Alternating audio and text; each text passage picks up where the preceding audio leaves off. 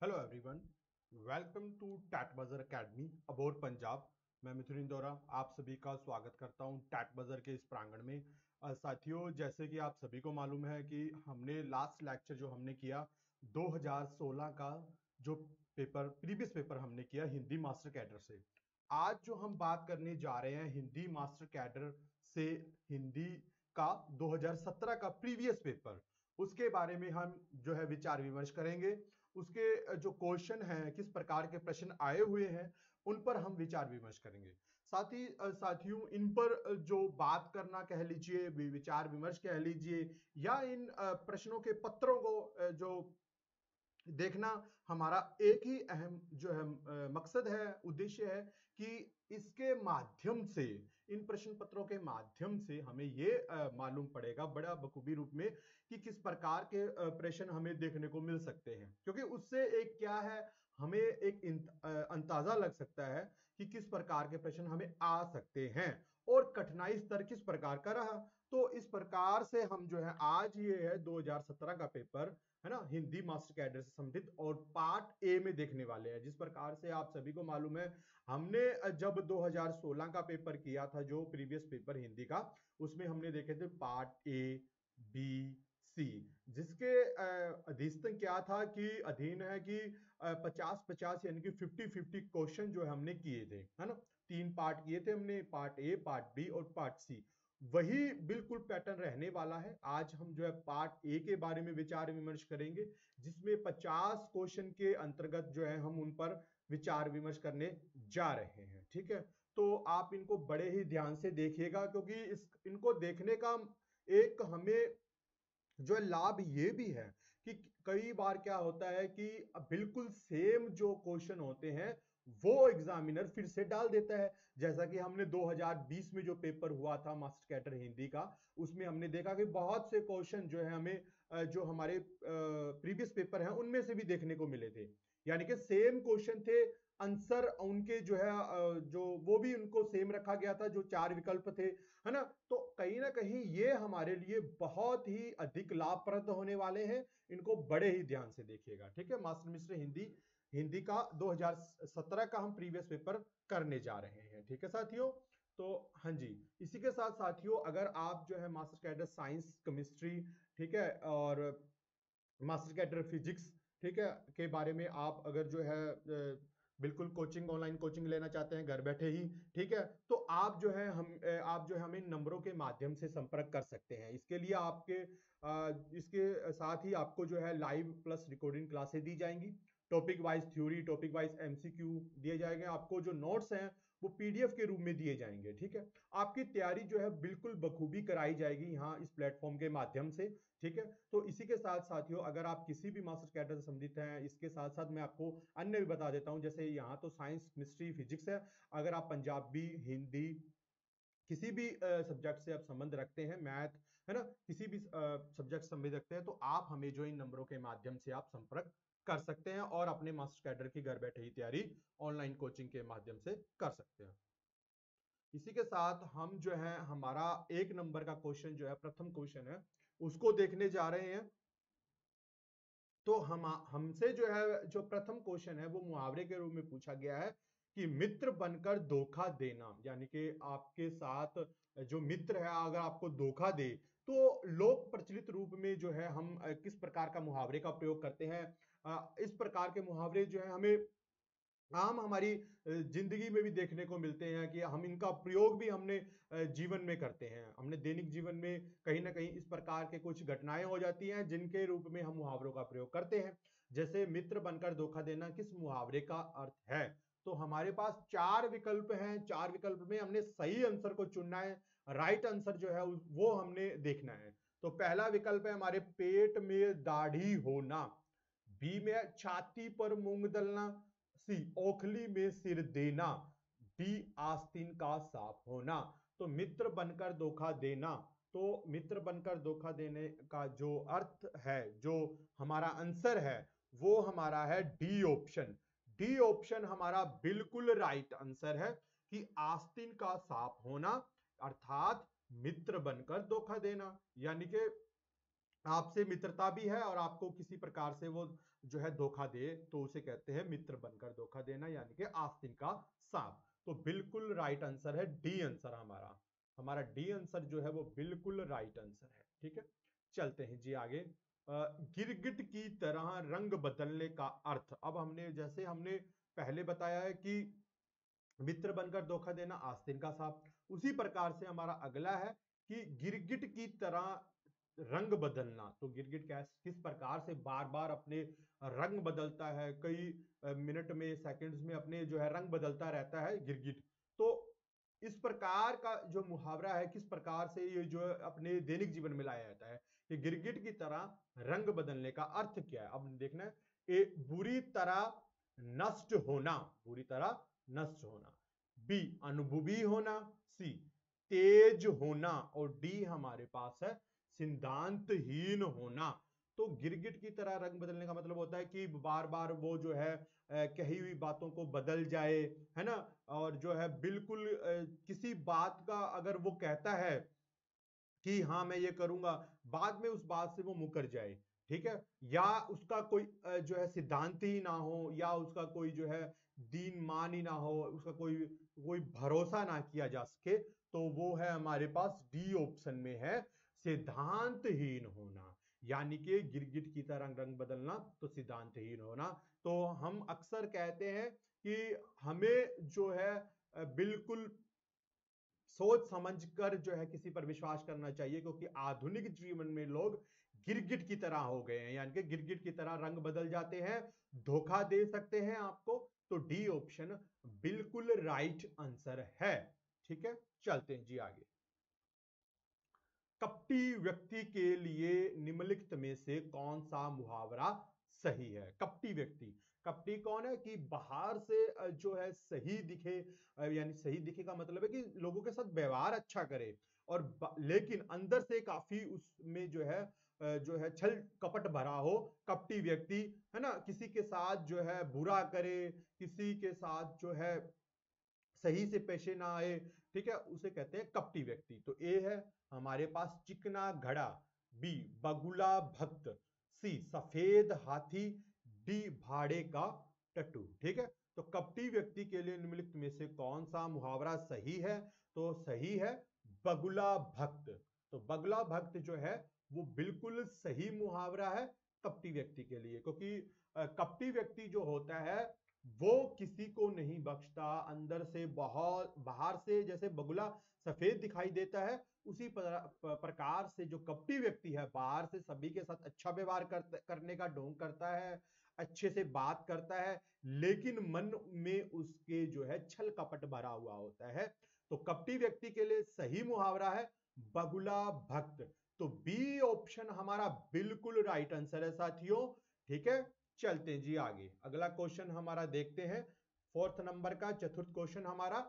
दुविधा में दोनों गए, माया मिली ना डैश, लोकोक्ति के खालिस्तान में क्या आएगा। कि दुविधा में दोनों चले गए, ना तो माया मिली और ना जो डैश मिले, तो ये जो लोकोक्ति है इसको हमने पूरा करना है कि जो हमारा खालिस्तान है, जो रिक्त स्थान है, उसमें क्या आएगा। ठीक है, तो दुविधा में दोनों गए, माया मिली ना ए ऑप्शन में है दाम, माया मिली ना बी ऑप्शन में है काम, सी ऑप्शन माया मिली ना राम, सी ऑप्शन डी माया मिली ना श्याम।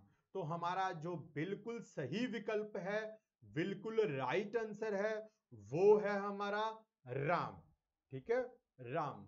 दुविधा में दोनों गए, माया मिली ना राम, ना माया मिली ना राम मिले, दुविधा में दोनों गए। तो सी ऑप्शन हमारा बिल्कुल राइट आंसर है जी, राम। हथेली पर डैश नहीं जमती, लोकोक्ति के खालिस्तान में क्या आएगा।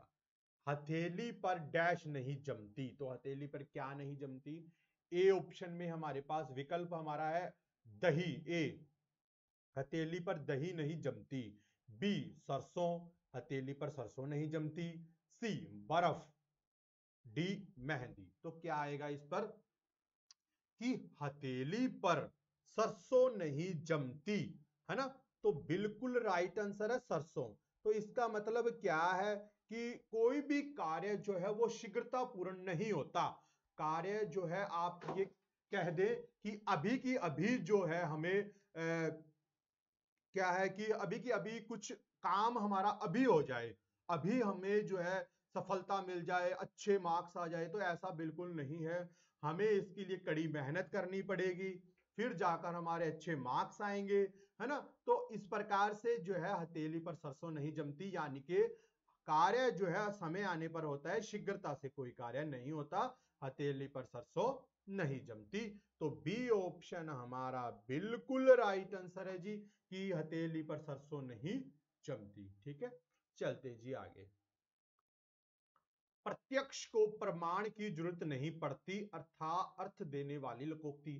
प्रत्यक्ष क्या है? जो हमारे सामने है, ठीक है, जो हमारे सामने है उसके प्रमाण, यानी कि उसको जो है प्रमाणित करने के लिए हमें कोई जरूरत नहीं है, हमें कोई जरूरत नहीं है, हमें कोई आवश्यकता नहीं है। जो प्रत्यक्ष यानी कि जो हमारे सामने है उसका सबूत देने के लिए हमें कोई आवश्यकता नहीं है। तो इसलिए प्रत्यक्ष को प्रमाण की जरूरत नहीं पड़ती। अर्थ देने वाली लोकोक्ति कौन सी है? ए, हीरे की कदर जोहरी जानता है। बी, हाथ कंगन को आरसी क्या। सी, सावन हरे ना भादो सूखे। डी, ना रहेगा बांस ना बजेगी बांसुरी। तो प्रत्यक्ष को प्रमाण की जरूरत नहीं, तो इसका जो सही आंसर है हाथ कंगन को आरसी क्या। ठीक है, हाथ कंगन को आरसी क्या, पढ़े लिखे को फारसी क्या। तो हमारा बिल्कुल राइट आंसर है कि बी ऑप्शन, प्रत्यक्ष को प्रमाण की जरूरत नहीं पड़ती, तो हाथ कंगन को आरसी क्या, बिल्कुल राइट आंसर है बी ऑप्शन। चलते हैं जी, अगला क्वेश्चन देखते हैं हम। अगला क्वेश्चन हमारा है, अधूरा ज्ञान रखने वाला अधिक दिखावा करता है। जिसके पास अल्प ज्ञान है, थोड़ा ज्ञान है, अधूरा ज्ञान है, वो जो व्यक्ति दिखावा अधिक करे और ज्ञान उसके पास जो है कम हो, अधूरा हो, इसके लिए कौन सी लोकोक्ति है? अदगल अदजल गगरी छलकत जाए, अकल बड़ी या भैंस, खोदा पहाड़ निकली चुईया, डी चोरी और सीना जोरी। तो आधा या अधूरा ज्ञान रखने वाला जब अधिक दिखावा अधिक करता है तो होता है अदगल अदजल गगरी छलकत जाए, है ना। तो क्या है कि आधी बड़ी हुई जो गगरी है, जो घड़ा है, वो छलकता अधिक है। तो इसका मतलब है कि अधूरा जो ज्ञान रखता है वो दिखावा अधिक करता है, वो बोलबाला बहुत होता है, बहुत बोलता है, अपने ज्ञान का जो है दिखावा करता है, ढोंग जो है वो करता है। तो अधकल गगरी छलकत जाए का बिल्कुल राइट आंसर है अधूरा ज्ञान रखने वाला। जहां उपमेय में उपमान से भिन्नता होते हुए भी संभावना संभावना व्यक्त की जाए, वहां कौन सा अलंकार होता है? जहां उपमेय में उपमान से भिन्नता भी बिल्कुल भिन्न है, फिर भी संभावना व्यक्त की जाए, तो वो कौन सा अलंकार है? ए, उत्प्रेक्षा अलंकार। बी, अतिशोक्ति अलंकार। सी, विरोधाभास अलंकार। या डी, यमक अलंकार। तो इसके लिए जो सही आंसर है वो है हमारे पास उत्प्रेक्षा अलंकार। कौन सा है? उत्प्रेक्षा अलंकार। तो उत्प्रेक्षा अलंकार जो है उसमें देखो ऐसा होता है कि मनु, है ना, जनु, ठीक है, तो मानो, है ना, तो मनु जनु तनु, है ना। तो इस प्रकार के उपयोग में लाए जाते हैं, ठीक है, शब्द, क्योंकि संभावना है, मानो, जानो, है ना। तो मानो यानी कि संभावना, जानो, है ना, मनु जनु, इस प्रकार के भी शब्द हमें देखने को मिलते हैं उत्प्रेक्षा अलंकार में। तो ए ऑप्शन हमारा बिल्कुल राइट आंसर है। ठीक है, उत्प्रेक्षा अलंकार। पत्रा ही तिथि पाइये वा घर के चहु पास, नित प्रतिपनियो रहत आनन आपे उजास, में कौन सा अलंकार है? तो कौन सा अलंकार है अब हमें ये जानना है। तो ए, विरोधाभास है। बी, यमक है। सी, अतिशयोक्ति है। डी उत्प्रेक्षा है। तो पत्रा ही तिथि पाहिये वा घर के चहुपास में कौन सा अलंकार पाया जाता है? तो उसमें है अतिशयोक्ति अलंकार। अतिशयोक्ति अलंकार जो हमें है वहां दिखलाई पड़ रहा है कि अतिशयोक्ति अलंकार है, पत्रा ही तिथि पाइये वा घर के चहुपास। ठीक है, तो सी ऑप्शन बिल्कुल राइट आंसर है। भक्तमाल के रचिता कौन है? ठीक है, भक्तमाल के जो रचिता है कौन है? ए ऑप्शन में हमारे पास है कुंभन दास, बी राम प्रसाद निरंजनी, सी गोकुल दास, डी नाभा दास। तो भक्तमाल के रचिता कौन माने जाते हैं? तो भक्तमाल के जो रचिता हैं वो माने गए हैं हमारे भक्तमाल के रचिता जो है वो है नाभा दास, है ना। तो नाभा दास जो है वो भक्तमाल के रचिता माने गए हैं। तो इसी के साथ जो है भक्तमाल 1586 ईस्वी में जो है, जो ईस्वी ये में जो है ये रचित है, प्रकाशित है। इसी के साथ जो है हिंदी साहित्य में जो है ये लिखने, जो हिंदी साहित्य जो है, हिंदी साहित्य का इतिहास लिखने से पूर्व जो है कुछ हमें फुटकल जो है रचनाएं मिलती हैं, है ना। कुछ स्वतंत्रता हमें जो है रचनाएं मिलती हैं। तो हमें उन रचनाओं के माध्यम से आगे जो है हिंदी साहित्य का इतिहास लिखने में बहुत सहायता मिली। जैसे हम बात कर लेते हैं 84 वैष्णव की वार्ता,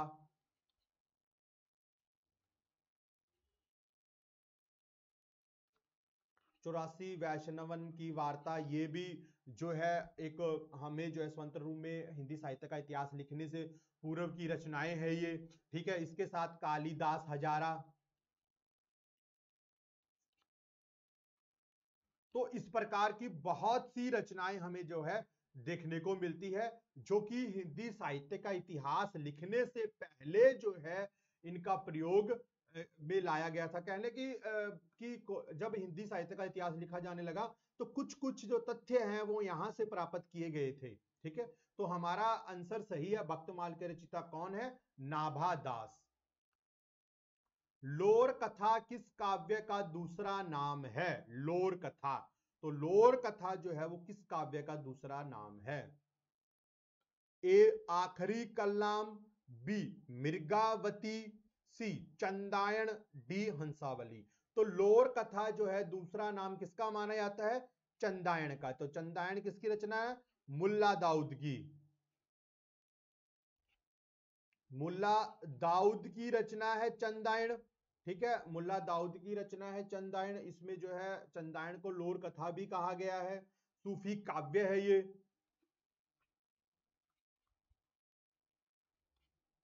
ठीक है, सूफी काव्य से संबंधित है।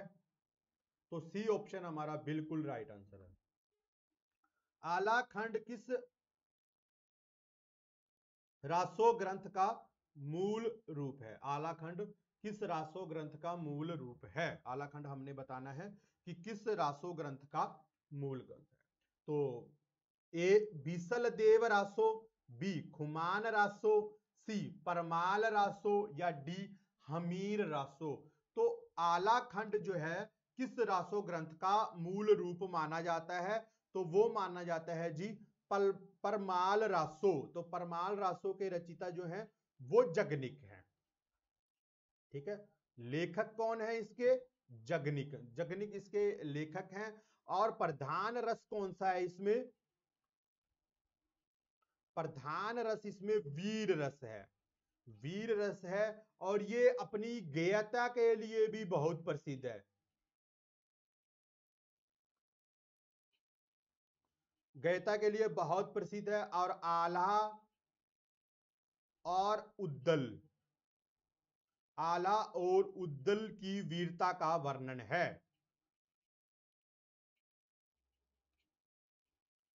वीरता का वर्णन पाया जाता है। और हजारी प्रसाद द्विवेदी ने जो है, हजारी प्रसाद द्विवेदी ने जो है इसे अर्ध प्रमाणिक माना है। इसे अर्ध प्रमाणिक माना है। साथ ही साथ जो है ये इसमें जो जगनिक की जो ये रचना है परमानस हो, इसमें जो है गीत जो है गाए जाते हैं वो आषाढ़, ठीक है, और जो है श्रावण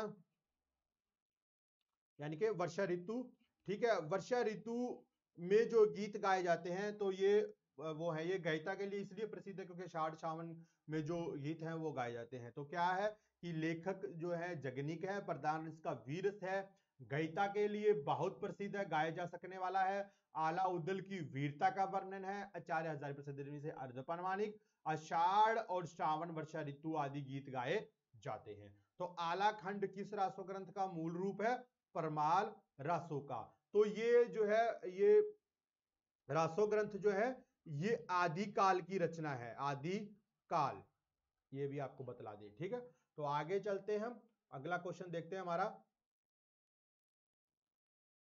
मोक्ष का प्रायवाची है, मोक्ष का हमने प्रायवाची शब्द बताना है कि कौन सा है। ए कैवल्य, बी कृषाणु, सी कहरी, डी करवाल। तो मोक्ष जो है उसका हमने क्या बताना है? मोक्ष का हमें बताना है कि प्रायवाची क्या है। तो क्या है? कैवल्य। कैवल्य को, मोक्ष को जो है उसे प्रायवाची भी कहा जाता है। तो प्रायवाची कैवल्य के हिसाब से अब जो है आगे हम देखें तो निर्वाण है एक, तो इसका निर्वाण माना जाएगा, ठीक है।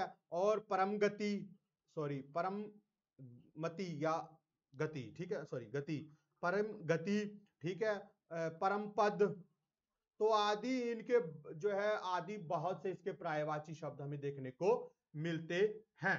तो इसी के साथ जो है कैवल्य हमारा बिल्कुल राइट आंसर हो जाएगा कि मोक्ष का प्रायवाची है कैवल्य। मयंक का प्रायवाची क्या है? मयंक का प्रायवाची, ए मयूर, बी कुंजर का, सी दिनकर, या डी चंद्रमा। तो मयंक का जो प्रायवाची है वो माना जाता है चंद्रमा। तो चंद्रमा जो है वो किसका प्रायवाची है? मयंक का। इसके साथ इसे इंदु भी कहा जाता है, ठीक है। चंद्रमा को इंदु भी कहा गया है, कलानिधि भी कहा गया है, कलानिधि, कला कलावान भी कहा गया है, आदि इसके बहुत से नाम है ना। चंद्रमा को चांद भी कहते हैं, है ना, तो शशि भी कहते हैं, तो बहुत से नाम हैं इसके चंद्रमा के।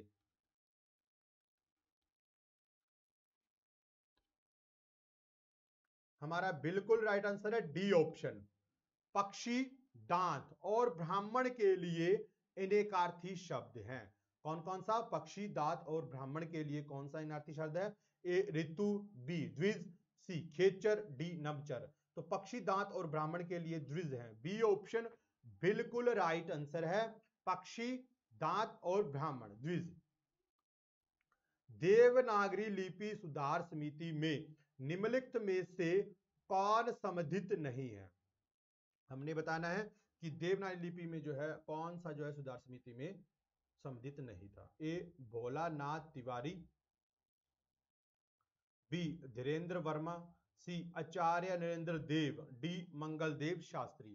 तो देवनागरी लिपि में सुधार समिति में निम्नलिखित में से कौन सम्मिलित नहीं है?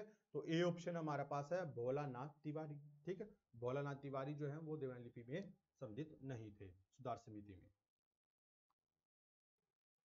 निम्नलिखित में से किस शब्द की वर्तनी मानक नहीं है? अब हमने बताना है कि इनमें से कौन सी जो वर्तनी है मानक नहीं है, शुद्ध नहीं है, जो कि मानक हिंदी के अंतर्गत नहीं आती, ठीक है। तो ए अंत, बी बंद, सी राज्य, डी उच्छ्वास। तो कौन सी वर्तनी जो है मानक नहीं मानी गई है? तो कौन सी वर्तनी है? बंद, ठीक है।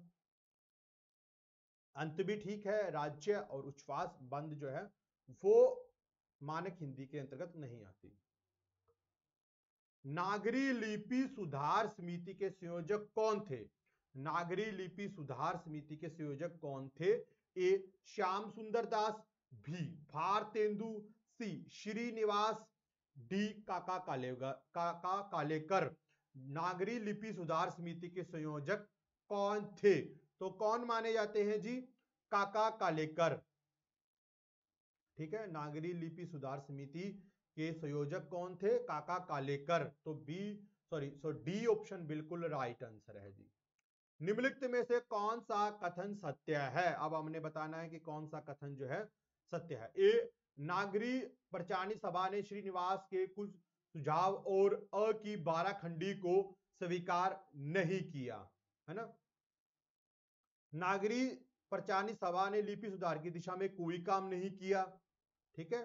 तो नागरी प्रचारणी सभा ने अ की 12 खंडी को सहर्ष स्वीकार कर लिया।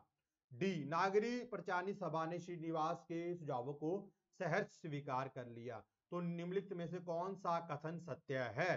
तो कौन सा कथन सत्य हमें लगता है कि सही है?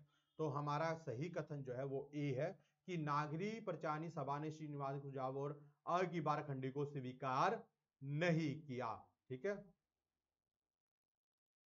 खड़ी पाई वाले व्यंजन को संयुक्त रूप बनाया जाना चाहिए। तो किस प्रकार से हम खड़ी पाई वाले व्यंजनों को जो है संयुक्त रूप बना सकते हैं? क्या हो सकता है इसमें कि यह जो है संयुक्त रूप बन सकते हैं? तो ए, हलंत लगाकर, बी, वर्ण की अंतिम रेखा को कम कर कर, सी, खड़ी पाई को हटाकर, या डी, अनुस्वार लगाकर। तो खड़ी पाई वाले व्यंजनों को संयुक्त रूप बनाया जाना चाहिए। किस प्रकार से हम बना सकते हैं? देखो, खड़ी पाई का जब हमने संयुक्त रूप बनाना है तो क्या होगा? हमें इनकी खड़ी पाई हटानी पड़ेगी, खड़ी पाई को हटाकर। तो किस प्रकार से खड़ी पाई को हटाकर हम बना सकते हैं? जैसे कि आप इसमें देखिएगा, ख्याति, कच्चा, है ना, ख्याति, कच्चा, लगन, ठीक है, ख्याति, कच्चा, लगन और छज्जा। तो इस प्रकार से हम जो है इनकी खड़ी पाई को हटाकर जो है संयुक्त रूप बनाया जा सकता है। ख्याति, आधा ख, आधा च, आधा ग, आधा ज। तो ख्याति, कच्चा, लगन आदि छज्जा, ये आपको जो है मैंने एग्जाम्पल दे दी है, उदाहरण के रूप में आप इसका प्रयोग कर सकते हैं कि इस प्रकार से जो है खड़ी पाई हटाकर जो संयुक्त रूप बनाए जा सकते हैं। The modern vernacular literature of Hindustan में अंग्रेजी में वर्णित कवियों की संख्या कितनी थी? The modern vernacular literature of Hindustan में वर्णित कवियों की संख्या कितनी है? ए, 750, बी, 692, सी, 952 या डी, 99। ठीक है, तो कितने थे? तो आप सभी को मालूम है, हमने the modern vernacular literature of Hindustan किया कि 952 इसमें कवि जो है हमें देखने को मिलते हैं, ठीक है। तो ये जो रचना है ये है जॉर्ज ग्रियर्सन जी की रचना है। ये जो रचना है ये रचना मानी गई है जॉर्ज ग्रियर्सन जी की रचना है, और इसे जो है 1888 में जो रचा गया, लेकिन समांतरित रूप में ये जो है रूप में 1899 में जो है समांतर रूप में इसका प्रयोग किया गया था, ठीक है।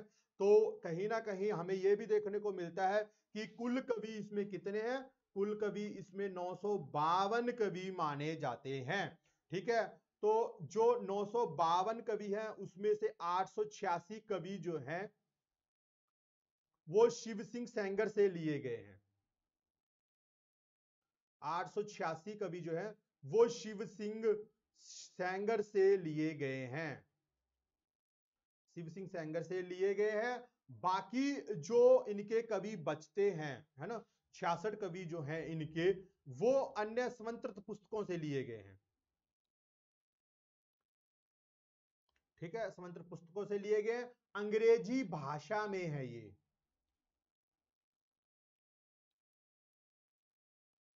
अंग्रेजी भाषा में है ये। साथ ही साथ जो है जॉर्ज ग्रियर्सन जी जो हैं वो इसके रचनाकार है। The modern literature of Hindustan 952 कवि है, 886 कवि शिव सिंह सेंगर से हैं, 66 कवि जो हैं वो समांतर पुस्तकों से लिए गए हैं, अंग्रेजी भाषा में है, ठीक है। तो ये यहां पर इसके लिए आपको जानकारी दी गई है, ठीक है। चलते हैं जी आगे। 84 वैष्णव की वार्ता के रचिता कौन है?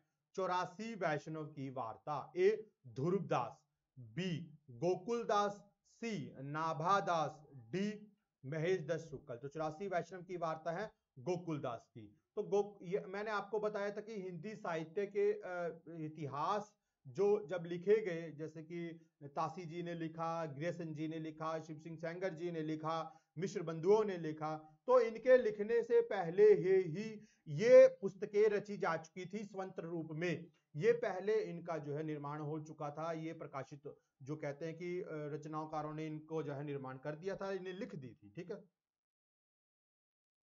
चलते हैं जी आगे। बी ऑप्शन हमारा बिल्कुल राइट आंसर है। हिंदी साहित्य का आलोचनात्मक इतिहास के लेखक हैं, हिंदी साहित्य का आलोचनात्मक इतिहास के लेखक कौन है? ए डॉक्टर गणपति चंद्र गुप्त, बी डॉक्टर रामकुमार वर्मा, सी हजारी प्रसाद द्विवेदी, या डी नीलिन विलोचन शर्मा। तो डॉक्टर नीलिन विलोचन शर्मा लास्ट में है, डी ऑप्शन में। और हमारा सही आंसर जो है हिंदी साहित्य का आलोचनात्मक इतिहास, तो वो है डॉक्टर रामकुमार वर्मा। तो डॉक्टर रामकुमार वर्मा ने इसकी रचना की थी, किसकी भला? हिंदी साहित्य का आलोचनात्मक इतिहास की। तो इसका प्रकाशन वर्ष क्या था? 1938। 1938 इसका जो है प्रकाशन वर्ष माना जाता है। इन्होंने आदिकाल को क्या कहा है? आदिकाल को इन्होंने चारण काल कहा है। क्या कहा है? चारण काल। आदिकाल को इन्होंने चारण काल कहा है। साथ ही साथ निर्गुण ज्ञानश्री शाखा के में जो निर्गुण ज्ञानश्री शाखा को इसने संत काव्य, ठीक है, और प्रेमाश्री काव्य को इसने सूफी काव्य कहकर पुकारा है। सूफी काव्य, सूफी काव्य कहकर पुकारा है। ठीक है, तो ये था हमारा हिंदी साहित्य का आलोचनात्मक इतिहास के लिए doctor Ramkumar Verma. D option हमारा बिल्कुल राइट आंसर है। हिंदी साहित्य के इतिहास में काल विभाजन के लिए प्राय कितनी पद्धतियों का अवलंब किया गया है, कि कितनी पद्धतियां जो है वो अपनाई गई हैं, अवलंब। ठीक है, तो किया गया है ए 9, बी 5, सी 17, डी 4। तो कितनी पद्धतियां अपनाई गई हैं? तो अपनाई गई है हमारे पास 4 पद्धतियां। कौन कौन सी? आदिकाल, भक्तिकाल, है ना, रीतिकाल और आधुनिक काल। 4 पद्धतियां जो है वो अपनाई गई। आदिकाल, भक्तिकाल, तीसरी है रीतिकाल, चौथी है हमारे पास आधुनिक काल।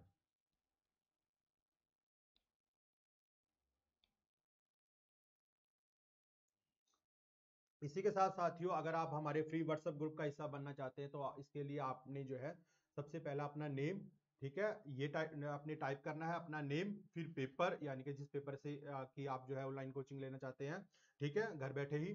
तो सिटी, अपने शहर का नाम, और उसके पश्चात अपने गांव से अगर आप संबंध रखते हैं तो अपने गांव का नाम टाइप कीजिए। ठीक है, फिर मेल फीमेल ये सब आपने टाइप करके जो है स्क्रीन पर जो नंबर दिखाई दे रहे हैं इनके माध्यम से आपने हमें मैसेज करना है, और आप एक फ्री व्हाट्सएप ग्रुप का हिस्सा बन सकते हैं। साथ ही साथ अगर साथियों आप इंग्लिश मास्टर कैडर से हैं, पंजाबी मास्टर मिस्टर कैडर से हैं, हिस्ट्री लेक्चरर कैडर से हैं, एसएसटी मास्टर कैडर से हैं, quality lecturer cadre, art and craft, PTI Hindi master cadre के लिए अगर आप जो है ऑनलाइन कोचिंग लेना चाहते हैं, घर बैठे अपनी तैयारी करना चाहते हैं, इसके लिए आप जो है स्क्रीन पर जो है नंबर दिखाई दे रहे हैं, इनके माध्यम से आप हमें संपर्क कर सकते हैं। साथ ही साथ इसके लिए साथियों आप किसी के भी मास्टर कैडर की आप तैयारी करना चाहते हैं, उसके लिए आपको जो है लाइव प्लस रिकॉर्डेड क्लासेस दी जाएंगी, टॉपिक वाइज थ्योरी आपको करवाई जाएगी, टॉपिक वाइज एमसीक्यू भी आपसे विचार विमर्श किया जाएगा, और पीडीएफ के रूप में आपको नोट्स जो है उपलब्ध करवाए जाएंगे, आपके साथ जो है अच्छी तैयारी करवाई जाएगी आपको। ठीक है, इसके लिए आप जो है हमें इन नंबरों के माध्यम से संपर्क कर सकते हैं। ठीक है, इसी के साथ साथियों अगर आप जो है हमें किसी प्रकार की कोचिंग लेना चाहते हैं, जैसे पीएस टेट 1 2 या ETT second paper, NDT master cadre, ठीक है, या PTI, P triple S B, PSPL, government jobs, किसी की भी आप तैयारी करना चाहते हैं, ऑनलाइन कोचिंग लेना चाहते हैं घर बैठे ही, तो आप हमें जो इन नंबरों के माध्यम से आप हमें संपर्क कर सकते हैं। इसी के साथ साथियों हमारा अगला क्वेश्चन है, जानने की इच्छा रखने वाले के लिए एक शब्द है, तो जो जानने की इच्छा रखता है उसे क्या कहा जाता है? ठीक है, ए जिज्ञासा, बी ज्ञान इच्छालु, सी इच्छालु, डी जिज्ञासु। तो डी ऑप्शन हमारा बिल्कुल राइट आंसर है। चलते हैं जी आगे। आषाढ़ का एक दिन नाटक के रचनाकार कौन है? आषाढ़ का एक दिन नाटक के जो रचनाकार हैं वो हैं ए लक्ष्मी नारायण लाल, बी दुष्यंत कुमार, सी मोहन राकेश, डी जगदीश चंद्र माथुर। तो मोहन राकेश जो है वो आषाढ़ का एक दिन नाटक के जो है रचनाकार है। इसमें जो है कालिदास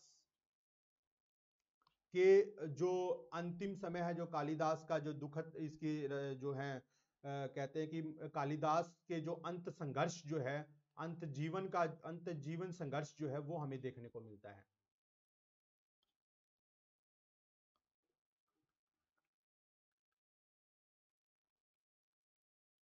मिलता है, ठीक है। तो आषाढ़ का एक दिन, आधे अधूरे, है ना, तो ये इनके जो है मशहूर नाटक है इनके, ठीक है। आषाढ़ का एक दिन, लहरों के राजहंस, आधे अधूरे, ठीक है। ये इनके तीन नाटक हैं और तीन नाटकों के माध्यम से ये पूरे नाटक जगत में जो है काफी प्रसिद्ध हुए थे मोहन राकेश जी।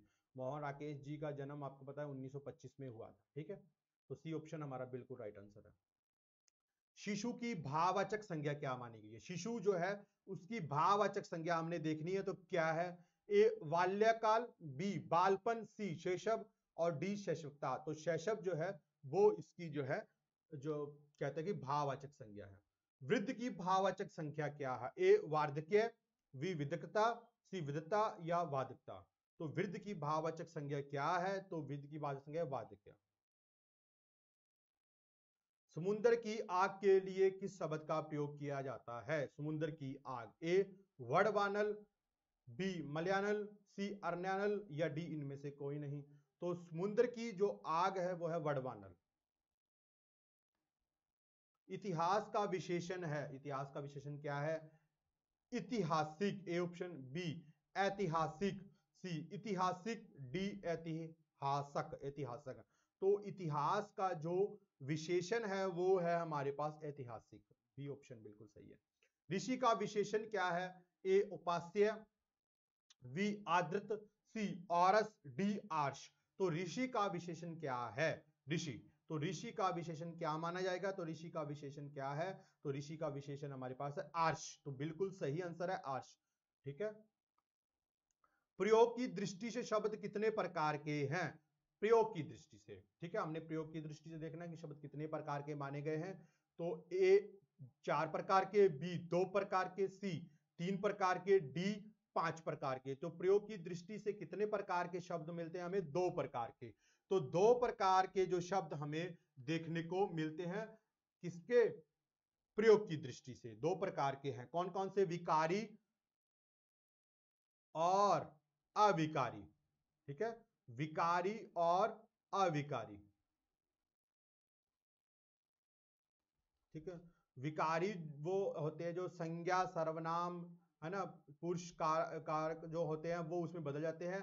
अविकारी वो होते हैं जो किसी के संज्ञा सर्वनाम या मान लीजिए वचन लिंग के हिसाब से भी जो है चेंज नहीं होते, उन्हें कहा जाता है विकारी अविकारी, ठीक है। 2 प्रकार के जो होते हैं, ठीक है, जो जिसमें विकार उत्पन्न हो जाए, दूसरा है जिसमें कोई विकार उत्पन्न ना हो, है ना। तो लिंग वचन पुरुष काल के जो में जो विकार उत्पन्न हो जाए वो विकारी है, ठीक है। लिंग पुरुष वचन आदि में जो है विकार उत्पन्न हो तो विकारी, अगर विकार उत्पन्न ना हो तो अविकारी, ठीक है।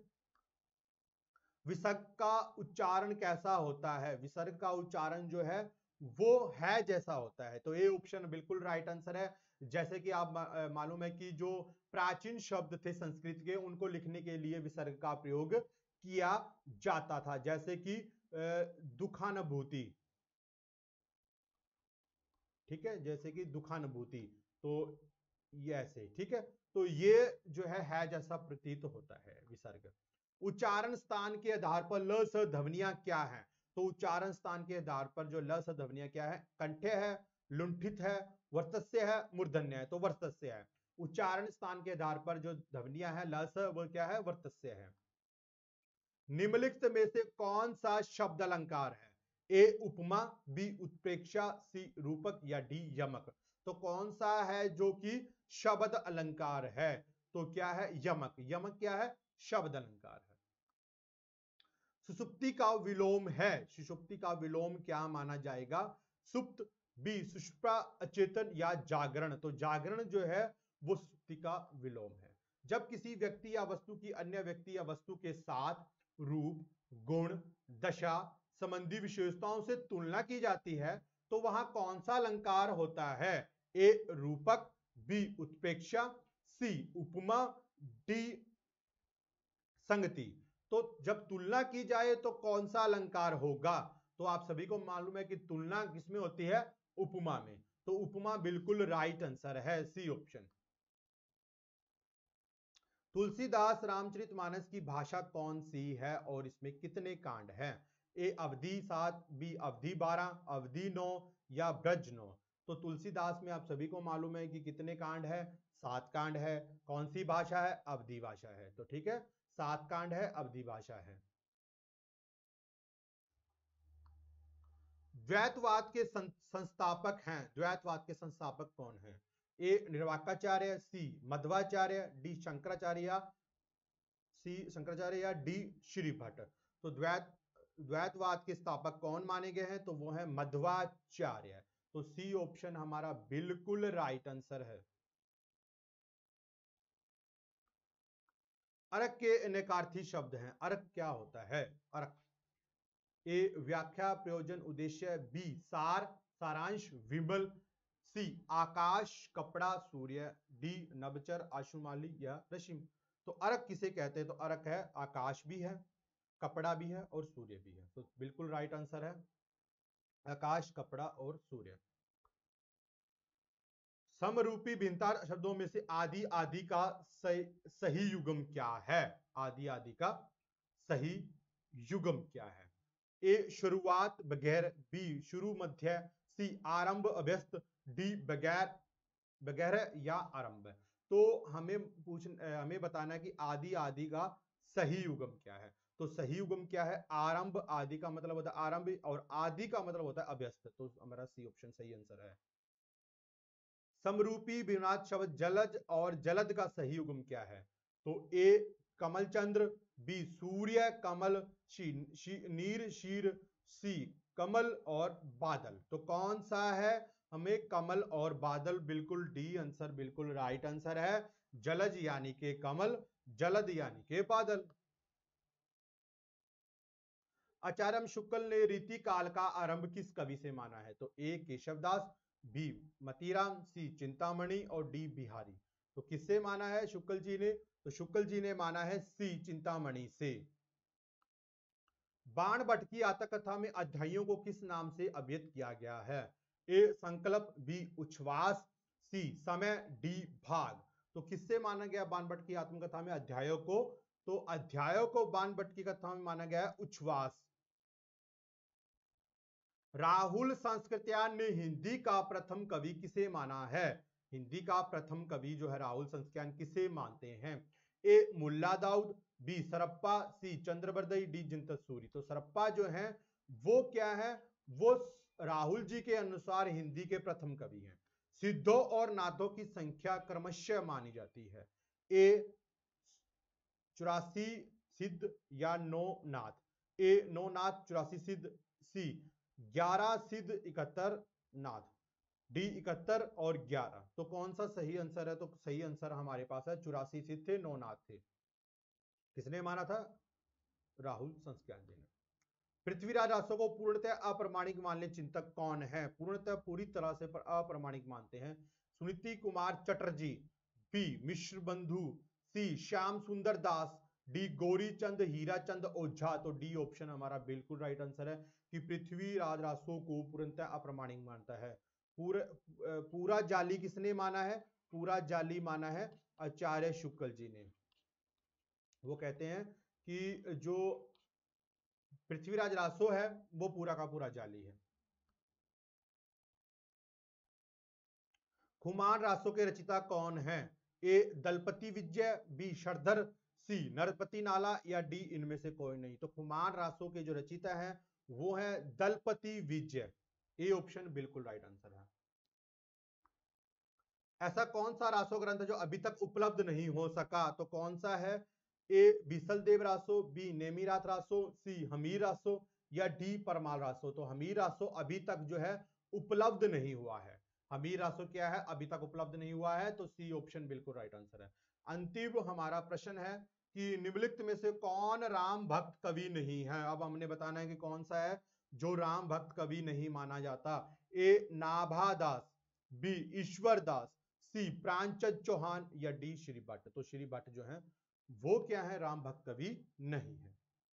तो ये हमारा जो है आज का प्रश्न पत्र था, है ना, जो कि 2017 से संबंधित है और जो कि बहुत ही इंपॉर्टेंट था और बहुत ही बढ़िया क्वेश्चन थे, अच्छे क्वेश्चन थे हमें देखने को मिले। तो इसी के साथ साथियों हमारा ये अब सेट जो है जो कि 2017 से है, पेपर प्रीवियस से है और पहला पार्ट है हमारा ए जो समापन है अब।